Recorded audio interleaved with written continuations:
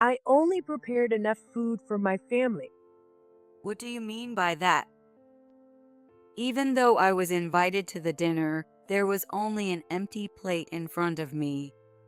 Don't get me wrong, but I never intended to become family with poor people like you.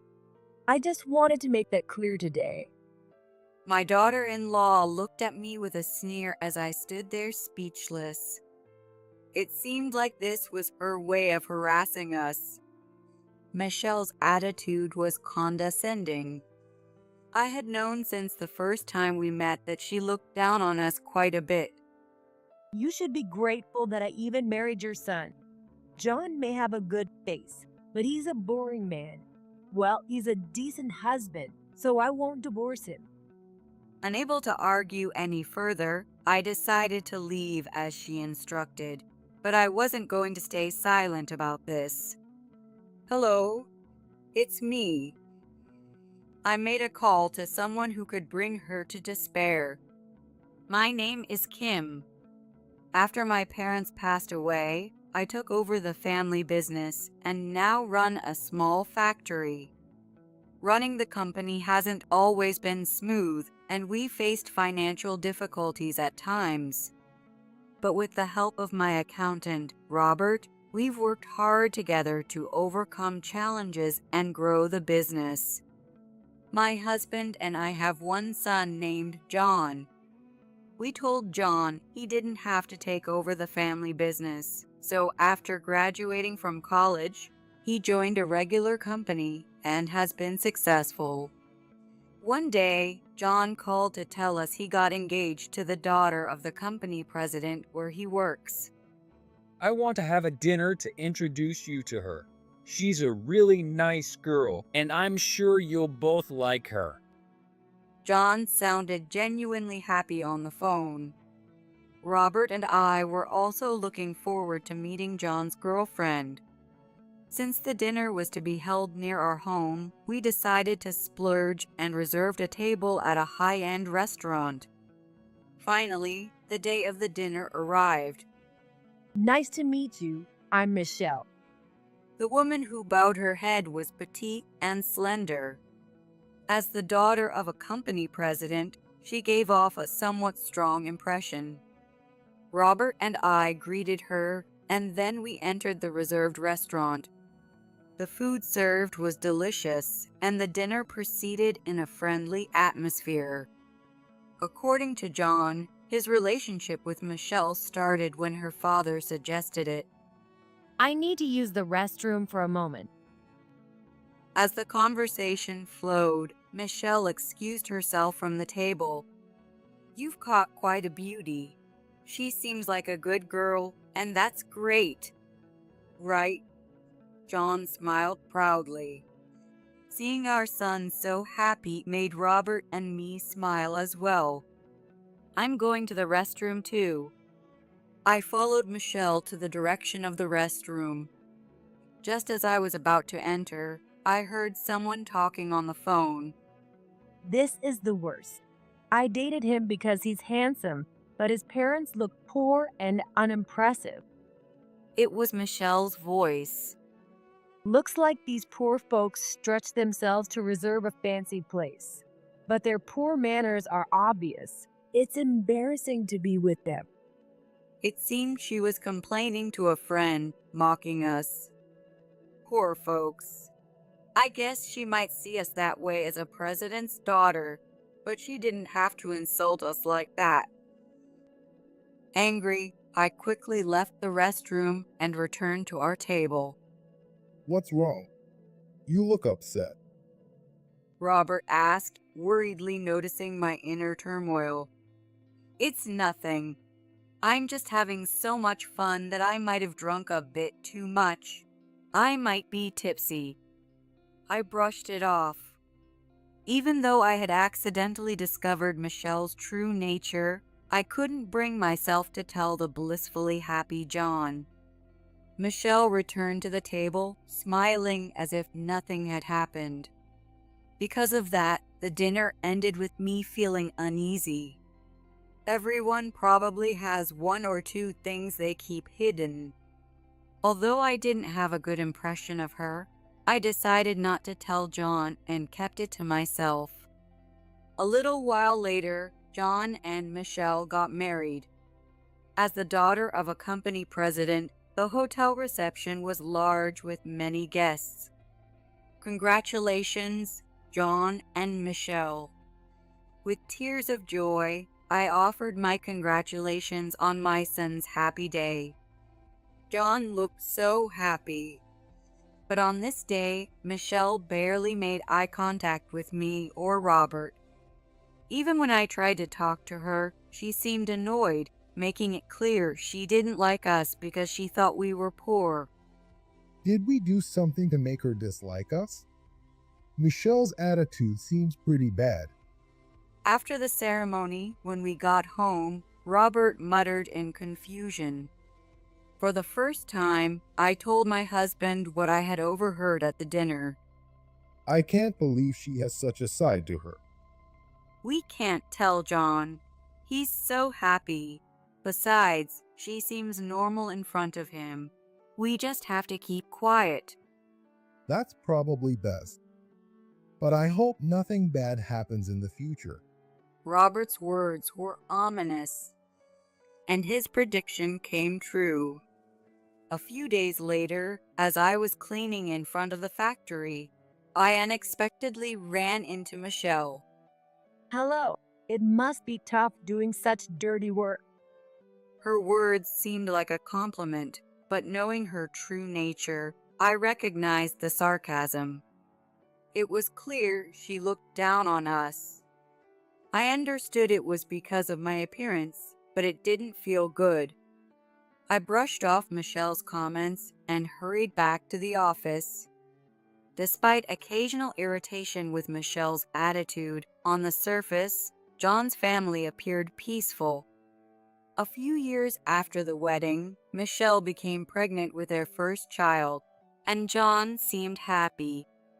Eventually, Michelle gave birth to a baby girl, but that marked the beginning of her increasingly outrageous behavior, which troubled me. Well, Kim, please handle everything today. You're good at cleaning, right? I have a salon appointment. Summoned by Michelle as usual, I felt like her servant, being tasked with various chores. Looking after my baby grandchild and cleaning their house. And running errands. Today was going to be another busy day, I sighed. If you need any help, let me know. After Michelle gave birth, I had told her that. It was out of kindness, hoping to help her with the unfamiliar task of childcare. But Michelle seemed to view my goodwill as nothing more than having a housekeeper she could conveniently use anytime. Lately, Michelle started asking for financial help, claiming their household budget was tight.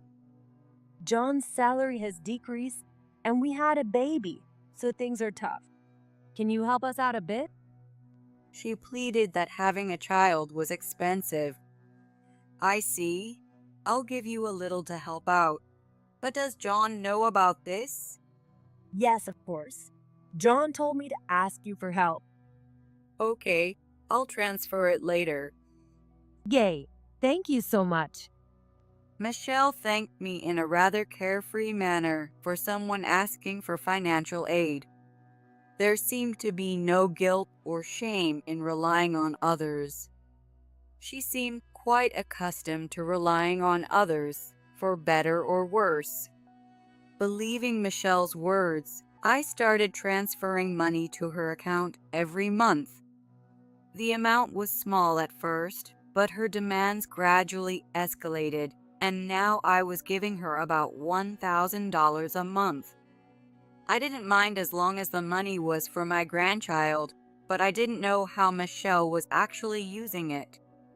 I continued the monthly transfers, wondering what she was spending the money on. As my grandchild's first birthday approached, I received a call from John about a dinner. We're thinking of having a birthday dinner at our place and inviting Michelle's parents too. How does that sound for you and Dad? Sure, we'd love to come. We're looking forward to it. By the way, John, is there anything you've been struggling with lately? I asked John indirectly, wondering what could be causing Michelle's escalating financial demands. Struggling? No, not really. Work is going well. Oh, I just got promoted. I see. That's good. Sorry for asking something weird. From John's words, it didn't seem like they were having financial troubles. It appeared that Michelle was the only one who knew about the financial support from us. My distrust towards Michelle grew even stronger. Then, on the day of my grandchild's first birthday party, I received a message from Michelle on my phone saying that the time had been moved up. Confused by the sudden change, even on the day itself, Robert and I hurried to our son and daughter-in-law's houses. When we rang the doorbell, Michelle's voice answered. Come on in. When we entered their house, it was oddly quiet, and I had a bad feeling. In the living room, Michelle was waiting alone. There was no sign of John or my grandchild. Thank you for coming today. Please have a seat. Michelle said this with a smile, but her eyes were not smiling. It was a cold, eerie smile. Feeling uneasy about the atmosphere, we sat down as she suggested, but I noticed something strange. The seats prepared for us at the dining table had only empty plates and glasses of tap water.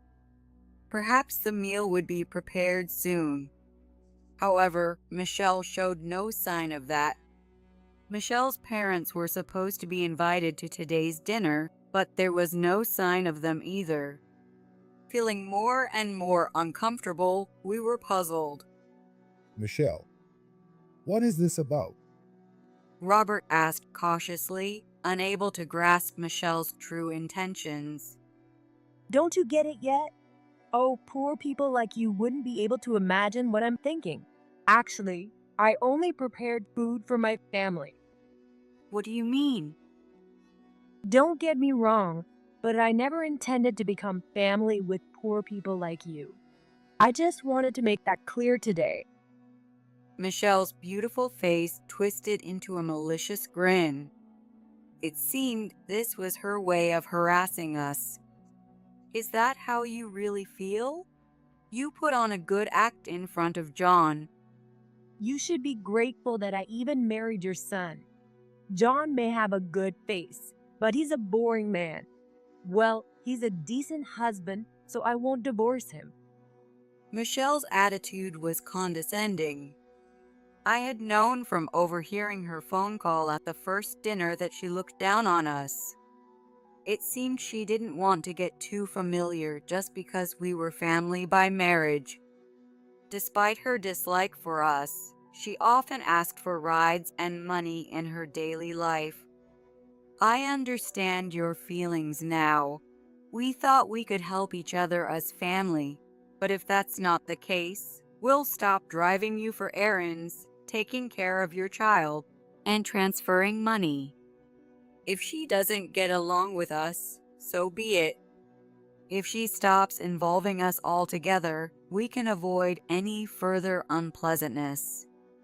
When I made this suggestion, her response was shockingly unreasonable. Don't decide that on your own. I need a housekeeper who can help me when it's convenient for me. So, keep helping me and keep the money sending. What are you talking about? Do you realize how unreasonable you're being? I gave birth to your grandchild, didn't I? It's only natural for you to do that much. Michelle's argument was selfish and nonsensical. No matter how much you dislike us, we have the right to see our grandchild. We don't need a meal, and just let us see John and our grandchild. No way. You should be grateful I invited you at all. Drink that water and leave. I want to spend time with my family alone. What does John think about this? He'll be shocked if he finds out what you're doing. John is out shopping with our baby. I'll tell him you had to cancel at the last minute, so just go. Leave quickly. We have a family-only dinner in an hour. Michelle said with a malicious smile she didn't bother to hide. Robert and I were speechless at her outrageous behavior. We never had a good impression of her, but we didn't realize her personality was so twisted. Unable to argue any further, we left as we were told. I was having mixed feelings on the way home, and Robert murmured, After all this, we can't just continue as usual. "Yes, we tried to get along with her in our own way, but it seems impossible. Let's stop transferring money to her from now on." I had put up with being treated like a maid and sending money, thinking it was for her good, but I had reached my limit. She acted so arrogantly because she believed she was in a higher position. But I wasn't going to stay silent after being humiliated like that. As soon as we got home, I made a phone call. The person I called was my employee at my company. "Hello? Cancel that plan we discussed." I had wanted to get along with the woman my son chose, but Michelle was the one who picked a fight first. "I won't hold back from now on," I muttered quietly to myself. 2 hours later, while I was at home, the doorbell rang unexpectedly. When I opened the door, a man stood there with a grim-looking Michelle beside him. I recognized the man. He was Michelle's father, Rick. I deeply apologize for my daughter's behavior. Come on, you fool, apologize. Rick, with a pale face, grabbed Michelle's head and forced her to apologize. Why should I apologize to them? Michelle screamed hysterically. It seemed she didn't understand why she was brought here. You may not know, but Kim is a major business partner of our company. No way. That small town factory? And she was doing janitorial work. Yes, I do clean there. It's part of my daily routine. But as your father said, I am indeed the president of one of your father's company's major business partners. I hadn't mentioned it to you. Is that true? If I'd known. John hates benefiting from his parents' achievements. He always said his parents' success had nothing to do with him. That's why he didn't join our company and started working elsewhere. That's probably why he didn't tell you much about us. If the current business deal falls apart, it would significantly impact their revenue. But why would the president of such a large company do janitorial work? That factory is my roots, inherited from my parents. So I make it a point to clean it myself daily. And after cleaning, I head to the main office. I regularly visited the site. I continued the chores to ensure the employees could work comfortably. Rick, I'm sorry, but we'll be terminating our business relationship. It seems your daughter doesn't like me. My words left Rick and Michelle wide-eyed in shock. Please, I beg you. I'll make her apologize. Please don't cancel the deal. Let go, Dad. I will not apologize to them. You're still saying such things. As the two argued, John appeared there with his child in his arms. Mom and Dad, I'm sorry for everything. I didn't realize what Michelle was really like. John bowed his head to Robert and me, looking genuinely remorseful. After Michelle told us to leave, I had called John to talk. He had heard everything and was in shock at Michelle's true nature. I really loved you, but now that I know your true colors, I can't stay married to you. John had started noticing something off about Michelle a while after their marriage. He grew suspicious when he saw new furniture and branded items appearing in their home and noticed Michelle frequently leaving their baby with others and going out. So John secretly hired a detective to investigate Michelle. It turned out that Michelle had been frequenting host clubs even before she married John. Right after giving birth, she would leave her baby with me or John and go out to have fun with men she met at the clubs.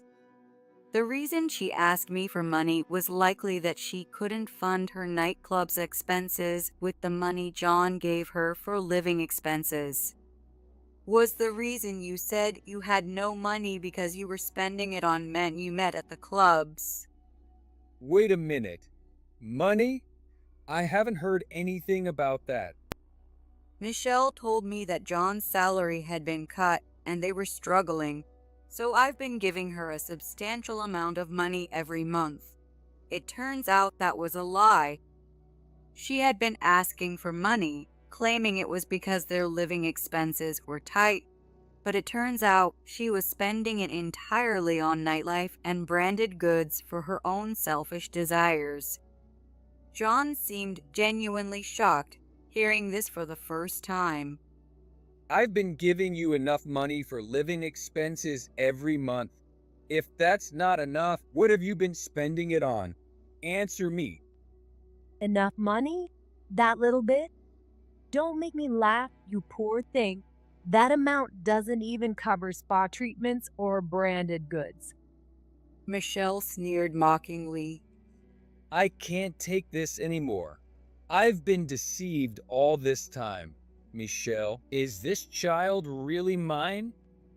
Michelle's expression turned guilty, indicating the truth. It's true. I can't believe this. I trusted you. No, it's a misunderstanding. I was just shocked and couldn't speak. Of course, it's your child. Contrary to her words, Michelle's face showed clear panic. Then you won't mind a DNA test. I can't trust you anymore. We'll have a thorough test done. Michelle fell silent at the mention of a DNA test. Even without seeing the test results, her reaction made it clear the child wasn't John's. Also, Rick, I have something to discuss with you. What is it? It's sad that it has come to this, but it's a good opportunity. I've been planning to start my own business for a while now. What? You can't do that. Please don't. Rick pleaded, but John shook his head. He revealed that he had already talked to his talented colleagues, and they all agreed to join him. You're going to poach my employees? I've given you so many opportunities. Is this how you repay me? I intended to continue working for your company as my wife's father, but I can't forgive someone who betrayed me and attacked my parents even before the marriage. I can't keep working for you. John had been the top salesperson in the company, holding many valuable clients. If all those clients moved to John's new company, Rick's company would likely collapse. Wait, Dad's company will go bankrupt. Why? Realizing the severity of the situation, Michelle began to panic. John, please reconsider. Without you, our company is. Your daughter has been cheating with men she met at clubs since before our marriage. I can't live with someone like that anymore. I don't know any such man. Please believe me. Michelle cried and clung to John, but he pushed her away. Michelle, from now on, you and my family are completely separate. You got your wish when you said, I won't recognize poor people as family. That was just a joke. No more excuses. I never want to see your face again. Goodbye. With that, I closed the door, leaving Rick and Michelle still kneeling.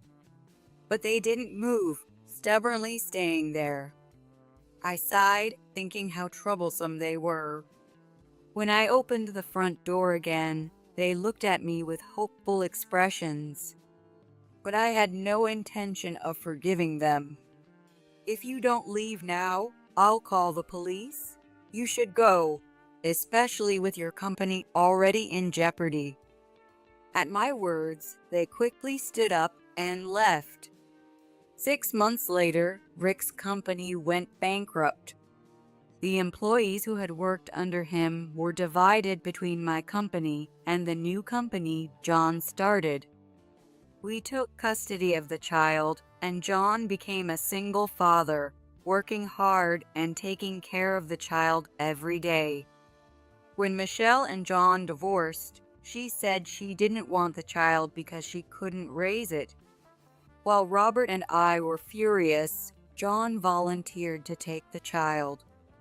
When I asked if he was truly ready to raise a child that wasn't his, John replied, I can't see this child as anything but my own. Even without a mother, I'll raise her well. Hearing his determination, we decided to support him.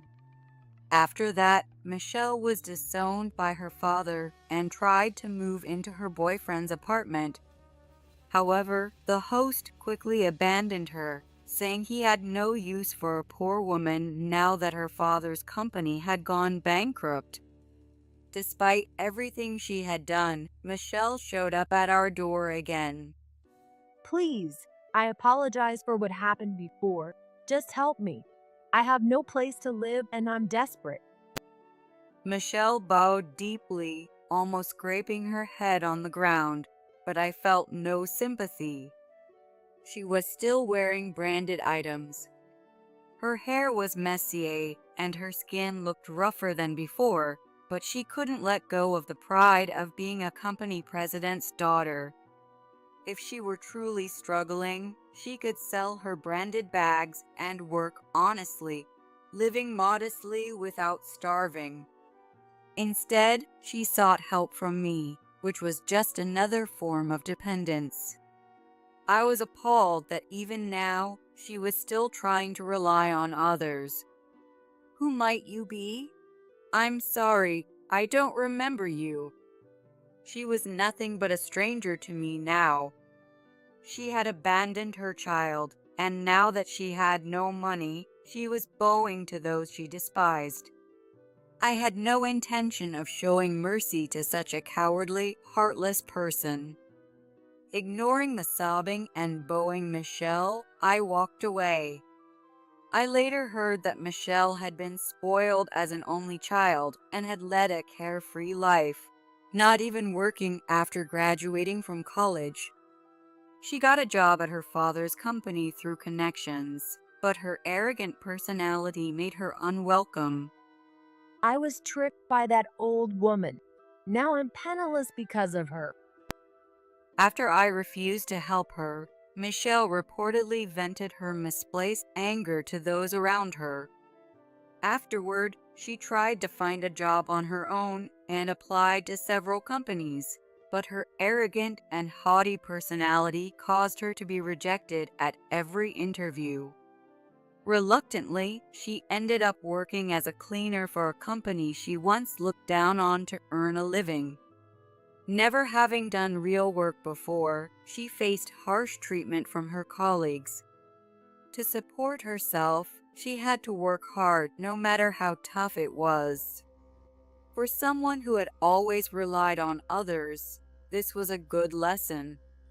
Perhaps in time, her personality would improve and she would learn some basic decency. Meanwhile, John's company was steadily growing, expanding its business. The grandchild we took in was growing up well without a mother and would start elementary school next year. John was in a good relationship with an employee from his company and was planning to get married soon. We met his fiancée at an introductory dinner, and she was a straightforward and genuine woman. I was really down after last time, thinking I had no eye for people. But this time, I'm sure it'll be fine. John said with an untroubled smile. And as he said, his family life after his remarriage seemed to be going well. Our grandchild had grown very attached to the new mother, and they looked like a real family. I was worried about how things would turn out, but now I can finally relax. Peace had come to our family, and my heart was full of happiness. Hoping this happiness would continue, I changed into my work clothes and headed out to do my daily cleaning routine.